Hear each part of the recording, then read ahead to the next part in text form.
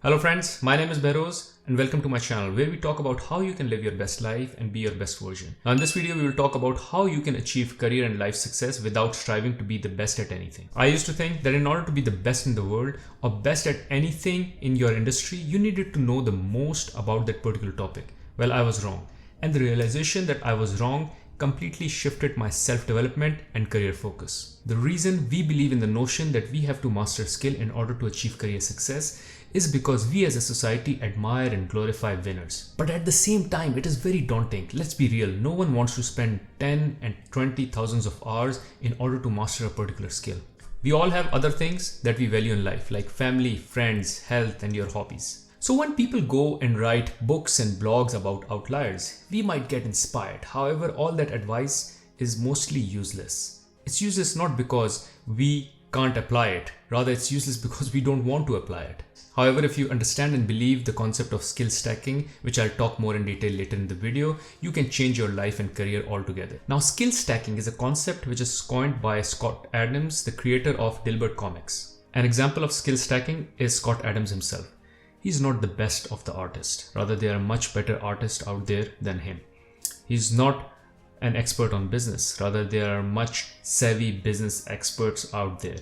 He's never taken a college level writing class. Yet he's created Dilbert, a famous comic strip that appears in 65 countries. And Scott is said to have a net worth of 75 million, most of which comes from Dilbert Comic. Now, in Scott Adams' own words, if you add my ordinary business skills, my strong work ethic, my risk tolerance, and my reasonably good sense of humor, I'm pretty unique. And in this case, that uniqueness has commercial value. Skill mastery does work well in certain fields. Like in medicine, there is a certain point in time when you need to pick up a specialty.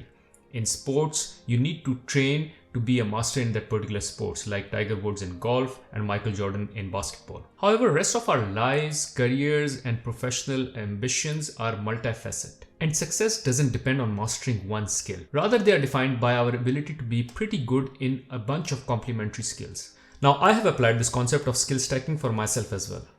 As against becoming an expert in finance, which is my core profession, and start to compete with the financial gurus out there, instead, I've started to acquire complementary skills which make me a unique person altogether and hence not in direct competition with anyone. So for instance, in my case, I'm currently head of finance for e-commerce business for a particular business unit. Now, the reason I was able to get to this job was not because I was very strong in finance. Rather, I'm not strong in finance at all. However, I am relatively good in finance. I can communicate well, which includes writing and presentation.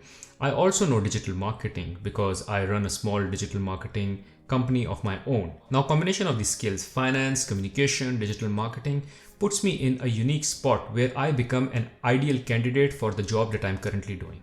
So in essence, every skill that I acquire more than doubles my odds of success. Now, given my finance background, let's run some numbers. Let's assume you live in a city which has a population of 1 million people and you belong in the top 10% of 6 different skills. That will make you the number 1 person in the city with those 6 skills. Bump up that number by 10 skills and boom, now you're not just best in your city, rather you can be best in your state in those 10 skills. So this is how the numbers go. If you are within the top 10% of a particular skill in a population of 1 million people, then you would be competing with 100,000 people. If there is another skill in which you rank in the top 10%, then you would be competing with 10,000 people. If there is another skill in which you rank in the top 10%, then you would be competing with 1,000 people, and so on and so forth. And by the time you have the 6 complementary skills, you would be the number 1 person in that entire population. This means that statistically, in order to become the best in your industry, you don't need to be best at any particular aspect. You just need to be good at a variety of complementary skills. Skills that your industry requires for personal success. The more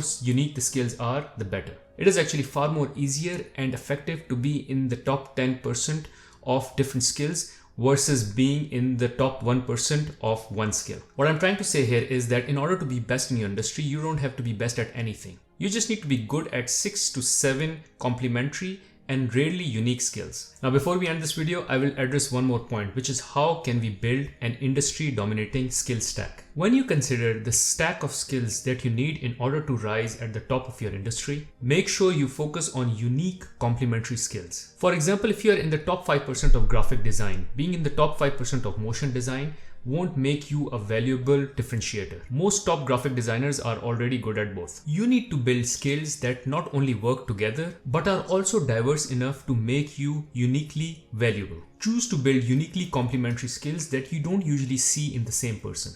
For example, computer coders are not known to be good speakers or salespeople.